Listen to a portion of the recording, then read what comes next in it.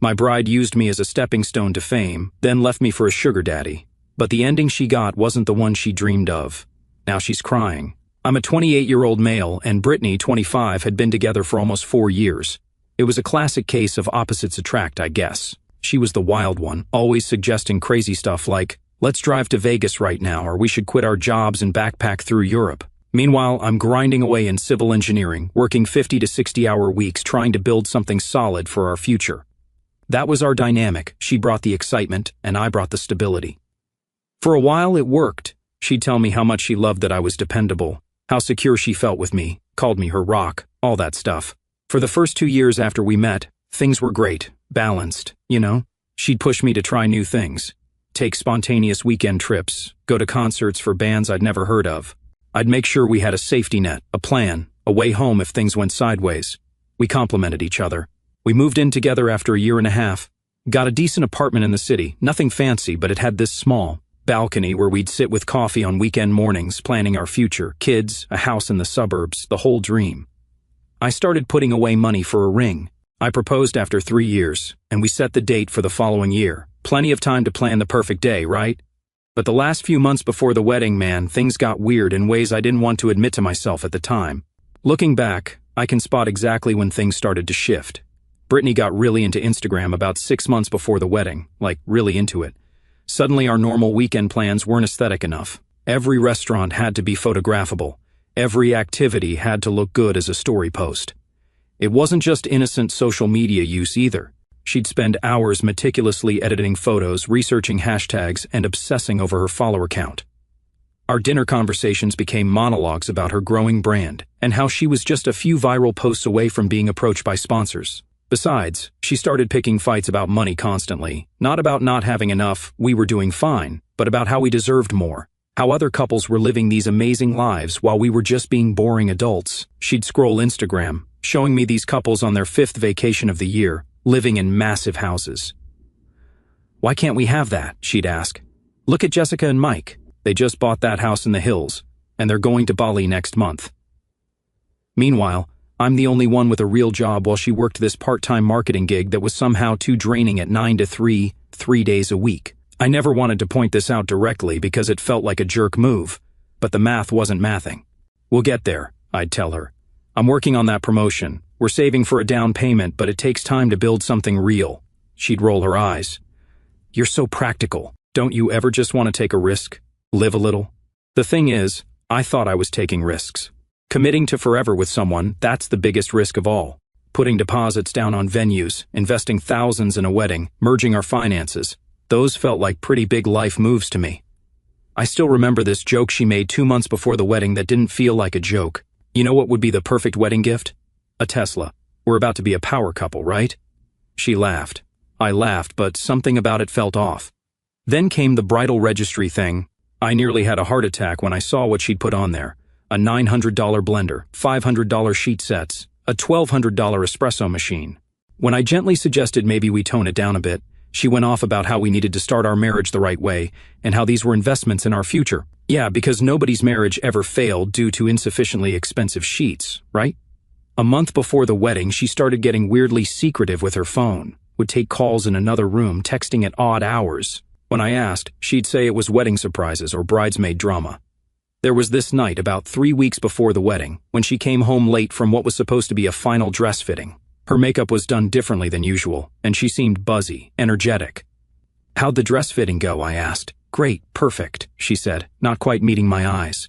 I'm just going to take a shower. I found a receipt in her purse when I moved it off the couch, not from the bridal shop, but from some upscale restaurant downtown I'd never heard of.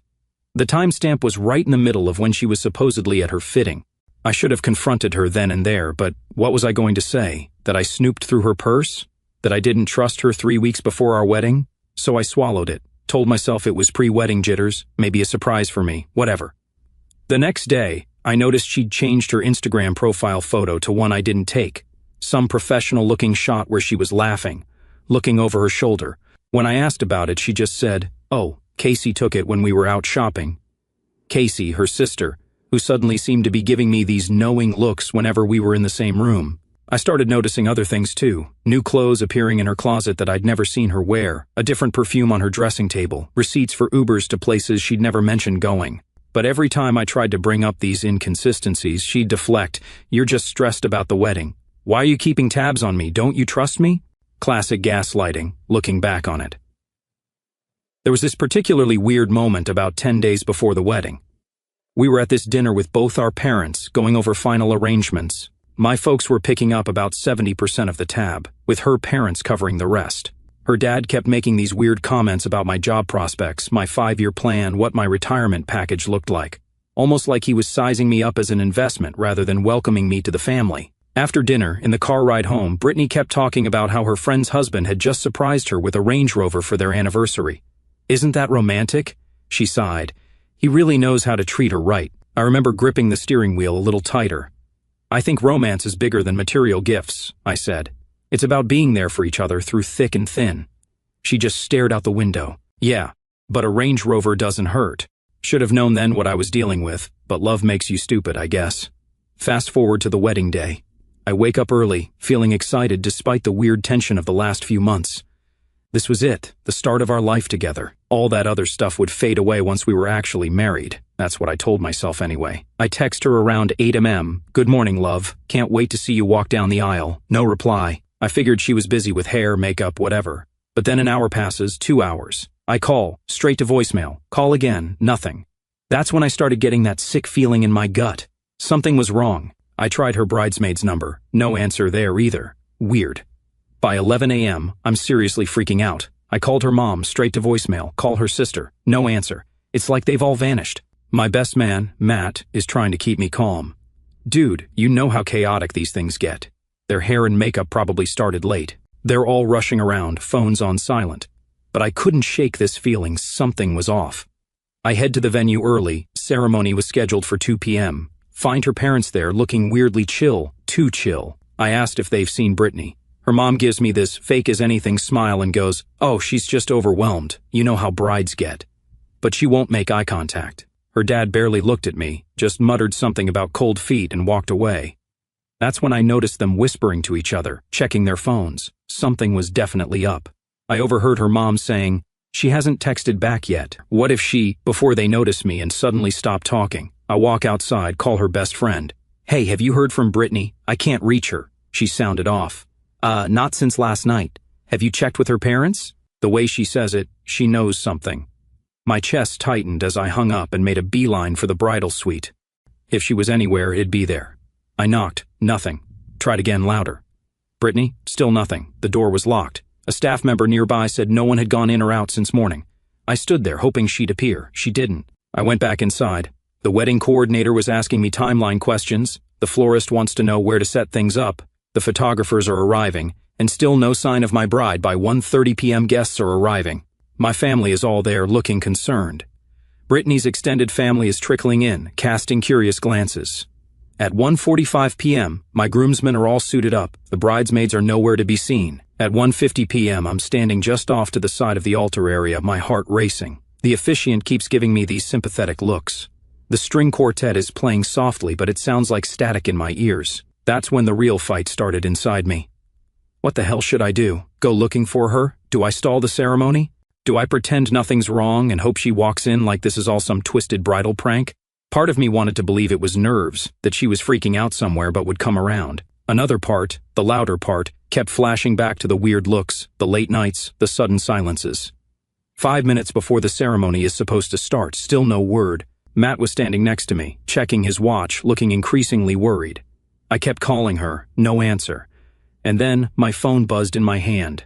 It's Brittany, finally. My hands were literally shaking as I opened the message, thinking maybe she's running late or having a moment of anxiety or whatever.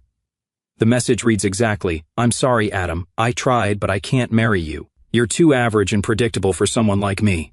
I need more excitement and passion than you can provide. Also, I'm too young to settle for this life. I hope someday you understand. Please don't hate me." I literally just stared at the screen, reading it over and over. Rejected 5 minutes before we were supposed to get married, via text. Matt saw my face and came over. "Adam, you okay, man? Time to go." I just handed him my phone. His jaw dropped. No way. Something weird happened in that moment. It's like my brain just shifted. The hurt was there, massive, like a boulder in my gut, but on the surface I went ice cold. I found the officiant, this kind older guy who was looking confused about the delay. "Slight change of plans," I told him, my voice weirdly steady. Then I walked out alone to where we were supposed to stand together. All the guests started giving me these confused looks. The whispers started. I grabbed the mic, took a deep breath, and just went for it. "Welcome, everyone," I said. The room went dead silent. "There's been a development. About 5 minutes ago, I received a text message from Brittany. I looked around at all the faces, my family, her family, our friends, everyone just staring at me. It said, and I quote, 'I'm sorry, I can't do this. I need to live my life for myself. I hope someday you understand.' The gasps were so loud you could have heard a pin drop. Someone from her side actually cried out. My mom looked like she was going to pass out. Matt looked at me dead in the eye and nodded. 'You owe it to yourself not to hide this,' he whispered. He was right, I continued, keeping my voice even. It appears there will be no wedding today. Brittany has made her choice. I let that sink in for a second, however I said, raising my voice a bit, everything is paid for. The food is ready and the band is here. So tonight isn't a wedding reception, it's a celebration.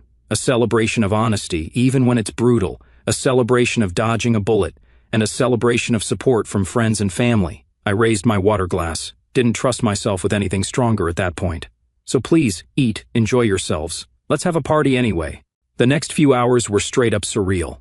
About 40% of the guests left, mostly Brittany's family and friends. Her parents and sister Casey practically ran out the door. But the rest stayed. My dad grabbed me in a hug that nearly cracked my ribs. "Her loss, son," he whispered. "Huge loss." The party was weird at first. Nobody really knew how to act. The first 20 minutes or so were just people coming up to me with these pitying looks, offering awkward condolences like someone had died. "I'm so sorry. What a horrible thing to do. You're better off without her." I just nodded, thanked them for coming, tried to redirect. "Have you tried the canapes? Chef said they're his specialty." But after a while, something shifted. Matt and my college buddies surrounded me like a personal hype squad, joking, teasing, pulling me into their energy. One of them yelled, "Well, we're all dressed up. Might as well party like she lost the better man." And that cracked the tension wide open. Someone hijacked the playlist, the band got the memo, and next thing I knew, people were actually dancing, drinks were flowing, canapes were disappearing, and the room stopped feeling like a funeral. My cousin Jenny clinked her glass and stood up, to Adam, who just showed us all what real class looks like in an impossible situation. It turned into this bizarre but kind of therapeutic you're better off celebration. My Aunt Linda, who'd had a rough divorce herself, came up to me during a quiet moment. "You know," she said, "I spent years trying to make it work with someone who was never going to appreciate me. You just skipped all that heartache in one day. It hurts like hell now, but trust me, you're going to look back and realize this was a gift." Meanwhile, I'm still trying to wrap my head around the $60,000 plus that just went down the drain. Venue, catering for 150, flowers, suits, the non-refundable honeymoon package to the Maldives. Gone. Most of it from me and my parents, since Brittany always had bill issues or whatever. Around 9 p.m., I managed to slip away for a few minutes, went into this little coat room off the main hall, and just sat there, in the dark, trying to breathe. It hit me all at once, the humiliation, the betrayal, the sheer disbelief that this was actually happening to me. I put my head in my hands and let myself break for exactly 5 minutes, checked my watch and everything. 5 minutes of weakness, then back out there to face everyone.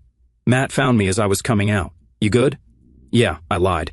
He put his hand on my shoulder. "Look, whatever you're feeling right now, it's valid, but I need you to understand something. What she did, that's about her, not you. Some people can't recognize good when it's right in front of them." I nodded, not trusting myself to speak. "Also," he added, "your Aunt Linda is doing the worm on the dance floor, and it's something you absolutely need to see to believe." That got a genuine laugh out of me, and somehow, that was the turning point of the night. We ended up closing down the venue. The last 20 or so guests and I sat around a big table, sharing stories, laughing at old memories, making plans for future hangouts. It wasn't the night I'd imagined, but it wasn't the disaster it could have been either. Brittany? I had no word from her that night, or the next day, or the day after that. Complete radio silence. I went back to my apartment. Our apartment, technically, though she'd moved most of her stuff to a bridal suite at her parents' place the week before the wedding. The place felt hollow. I couldn't sleep in our bed, ended up crashing on the couch for 2 nights straight. My mom came over on day 3, took one look at me and the untouched dishes in the sink, and went into full mom mode. She opened all the windows, did my laundry, ordered takeout, and sat with me while we watched mindless action movies. She didn't try to make me talk about it, didn't offer platitudes, just kept me company. You know what the worst part is? I finally said after the third movie. I still don't understand why. 4 years, and she couldn't even tell me to my face. Mom just squeezed my hand. Some people aren't brave enough to face the consequences of their choices. That's not on you. Then, on day 4, my phone blows up. Missed calls, voicemails, frantic texts. Adam, I made a terrible mistake. We need to talk. Please call me back. I love you. I didn't answer, but I needed answers. So I called Rachel, that mutual friend who'd gone radio silent after the wedding chaos. She picked up immediately, voice tight. Look, she said, I didn't know how to tell you, but you deserve to know everything. We met for coffee that evening. I braced myself, and she came with receipts, literal screenshots, DMs, call logs. Apparently, a group of our mutual friends had found out the truth right after the wedding, and they were pissed. Not just at Brittany, but at themselves for not catching on sooner. Turns out, Brittany hadn't gotten cold feet. She'd had a whole scheme lined up with some guy named Nolan, older, flashy, always posting about his business empire and freedom lifestyle. Brittany met him at a social media marketing workshop and fell for the whole act. The plan? Marry me, gain legal access to my assets, then file for divorce 6 months in and ride the alimony train straight to influencer heaven. That's why she kept pushing for a lavish wedding, the honeymoon, the joint financial accounts. Nolan was feeding her lines about elevating her brand and securing the bag. He thought I was some silent cash cow because of the wedding budget, my job, the ring. He assumed I came from money, that Brittany would walk away from the marriage with a fat settlement and invest it into their dream content empire. But when she bailed before the ceremony, the whole thing collapsed. I tracked down her roommate, someone I barely knew but who had reached out quietly to Matt. We spoke over the phone. She confirmed what Rachel said and added this gem. Nolan ghosted Brittany the second he found out we never signed a marriage certificate. No marriage meant no assets, no alimony, no financial leverage. He literally had her moved out of the suite they were staying in and blocked her everywhere. She got kicked out of the luxury short-term rental they'd booked, and when her credit card got declined, she had to call her dad to come get her, suitcases in hand, standing in the lobby of a boutique hotel like a failed contestant on The Bachelor. The cherry on top? Nolan had a real girlfriend in another city. Brittany was just entertainment on the side, a pet project with no future. She didn't know that part until the girlfriend found out and messaged her screenshots of her own. So yeah, her whole master plan crashed and burned before it ever left the runway, and the only thing she got out of it was a one-way ticket back to her parents' guest room. You want to talk about karma? That's karma in designer heels with zero refund policy. So now Brittany's desperate, and she keeps calling. I answered one of her calls about a week after the wedding, pure morbid curiosity. Adam, oh thank God, she was already crying, full meltdown mode. I said nothing, just waited. I messed up so bad, she wailed. It was the stress, the pressure. Nolan meant nothing. We can still fix this. Just tell people I had a panic attack. We can reschedule. The audacity, this woman had executed a full-blown betrayal and wanted a PR spin. I kept my tone calm, steady, like a surgeon, not a scratch of emotion. You texted me that you rejected me. You had your little escape route ready with another guy. There's nothing to fix, Brittany. Game over. She broke into hysterics. No, Adam, don't say that. It was a mistake. I love you. Sure, I said, until your new meal ticket ditched you and the fantasy crashed. Now suddenly I'm Prince Charming again? She sobbed. You don't understand. He lied to me. He promised me all these things and just abandoned me in some gross motel. I had to call my dad to come get me. I actually laughed, a low, tired laugh. That's supposed to earn you points? You picked the wrong con man, and now I'm supposed to catch you like nothing happened. I was confused. I made a mistake, please. Then came the desperation. But where will I go? What will I do? I paused, gave her a second of silence, then delivered it straight. Frankly, my dear, I don't give a damn. Blocked. Next morning, I get an email from her mom with the subject line, "You owe us." I should have hit delete, but I'm a sucker for delusion. They were demanding refunds for their flights, hotel stays, spa packages, dress tailoring, emotional damage, you name it. Claimed I should reimburse them for allowing the wedding to go forward when I clearly knew Brittany wasn't ready. Right, because apparently I'm psychic now. The best part? We expect full compensation within 14 days, or we will be forced to take further action. I read it twice, then checked my calendar to see if it was April Fool's. It wasn't. My lawyer's reply was one sentence, no legal basis. Please stop contacting Adam. Then her dad, stone silent my entire relationship with Brittany, suddenly grew a backbone and called me at midnight, half drunk and furious. You humiliated my daughter. You are the one who made her run from you and your boring ass. You ruined our family's name. You owe us. You'll be hearing from my lawyer." I told him, "Can't wait." But I'm still waiting. Over the next week, I got a flood of rage texts from numbers I didn't recognize.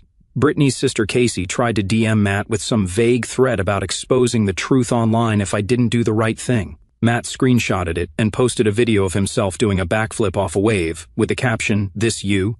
Legend." But what absolutely blew my mind was that none of them ever acknowledged what Brittany actually did. Not once. In their alternate reality circus, I was the villain for telling the truth, for not funding her getaway car, for not quietly rolling over and letting their daughter wreck my life. Her mom even had the nerve to say it was my fault she ran. "If you'd just been a little more generous," she said in one of her unhinged emails, "maybe Brittany wouldn't have felt the need to look elsewhere." She was under a lot of pressure to live up to your standards. Right, because not buying her a Tesla and setting up her influencer life on a silver platter is obviously what drove her to cheat, lie, and bail minutes before the ceremony. I didn't realize being financially responsible and not tossing Range Rovers around like party favors counted as emotional abuse. I swear, the Olympic Committee should have handed them gold for the mental gymnastics they were pulling. A couple of days later, true to her word, the rumor mill was in full swing, obviously fueled by Brittany and Casey. I started hearing that I was the bad guy. Apparently, I was controlling, put too much pressure on her, and, my personal favorite, secretly called off the wedding myself but framed her. The text? Oh, that was taken out of context or sent under duress. Some people actually bought this nonsense, mostly her distant relatives and friends who weren't close enough to know better. A girl I barely knew from Brittany's extended circle actually messaged me, "I always knew there was something off about you." No wonder she couldn't go through with it. I didn't bother responding. What was the point? Brittany started posting these vague, cryptic captions on Instagram about escaping toxic situations and finding her worth, using hashtags like #survivor and #mytruthmatters, as if she was the victim in all this. I didn't fight the rumors publicly, just calmly told anyone who asked directly. She texted me, "I can't marry you" 5 minutes before the wedding to run off with another guy. That plan failed. These are the facts. Showed the text to a couple of people who needed proof. Most people saw through her attempts to rewrite history. Meanwhile, Brittany's family kept up with their demands, texts, emails, even a physical letter delivered to my apartment. They wanted compensation for everything, the wedding planning, emotional labor, her belongings which I'd already shipped back, half the cash value of wedding gifts that were returned or donated. Casey even suggested I should pay for therapy for Brittany's trauma from the whole ordeal, the ordeal she caused. The entitlement was unreal. I consulted a lawyer just to cover my bases. He laughed at their demands, confirmed she had zero legal standing for anything, sent one formal email back, "Adam considers the matter closed." Brittany unilaterally terminated the relationship and wedding plans. No funds or compensation are owed. Any further demands will be treated as harassment. Blocked all the new numbers and email addresses. Then there was that $18,000 non-refundable Maldives honeymoon. Brittany had been obsessed with it, picked the specific overwater bungalow, talked about it constantly for months leading up to the wedding. She'd been showing everyone the pictures. "Look at that water, the private deck, the dolphins you can see from your room." The travel agent confirmed I couldn't get cash back, but I could change the second name on the reservation. Letting $18,000 just disappear felt like letting her win somehow. Plus, I'd already taken 2 weeks off work, time I'd earned and deserved, so I called Matt. "Dude," I said, "what are you doing next week? How do you feel about surfing in the Maldives?" There was this pause on the phone. "Are you serious right now?" "Dead serious. The trip is paid for, can't get a refund, might as well use it." Holy heck, yes. Matt's an ex-pro surfer who now teaches lessons at a local beach. The guy practically lives in the ocean. If anyone would appreciate a tropical island getaway, it was him. 2 weeks later, we were on a first-class flight to the Maldives. We packed our surfboards and turned the whole thing into an epic surf trip, stayed in that exact overwater bungalow Brittany had picked out, caught some incredible waves, ate amazing seafood, and just recovered. The resort staff must have known something was up. They'd been expecting a honeymooning couple and got 2 dudes with surfboards instead, but they were cool, professional. One of the waiters at the restaurant actually pulled me aside on the 3rd night. "Sir, if you don't mind me asking, this was meant to be a honeymoon, yes?" I nodded. He leaned in. "My wife left me 2 days before our wedding for my cousin." He tapped his chest. "It gets better. You're doing the right thing coming here anyway." That conversation, random as it was, hit me harder than almost anything else. This total stranger on the other side of the world, telling me he understood. There was something healing about that. We spent our days surfing at dawn when the water was glass smooth and the light was just starting to break over the horizon. There's something about the ocean that puts things in perspective. You're just this tiny speck on a board, and the water doesn't care about your problems. It just is, and you either ride it or you don't. Honestly, the trip was probably better than the actual honeymoon would have been. No drama, no complaints about me being on my phone checking work emails, no pressure to take the perfect Instagram photos, just two dudes enjoying paradise, surfing at dawn, napping in hammocks, eating like kings. There was this moment, about 5 days in, we were sitting on the deck of the bungalow, watching the sunset, cold sodas in hand. Matt looked over at me and said, "You know what's crazy? If she hadn't bailed, you'd be trapped in a marriage with someone who didn't really want you, and you'd never know how close you came to dodging that bullet." He was right. As painful as her exit was, at least it happened before we signed the legal paperwork, before kids, before joint mortgages, before our lives were so entangled that separation would be even more catastrophic. The day before we left, I posted exactly one photo on my private Instagram, just me and Matt, boards under our arms, grinning in front of that stunning blue water. Caption, "New tides, better rides." Didn't tag anyone, didn't mention weddings or rejection. But of course, a mutual friend screenshot it and sent it straight to Brittany. Word got back that she cried for hours when she saw it, not tears of regret, tears of entitlement. How dare I enjoy the trip she was supposed to have? I'm not going to lie, hearing that gave me a sense of satisfaction. Not because I wanted her to suffer exactly, but because it confirmed something important. She wasn't sad about losing me. She was sad about losing the lifestyle she thought I'd provide.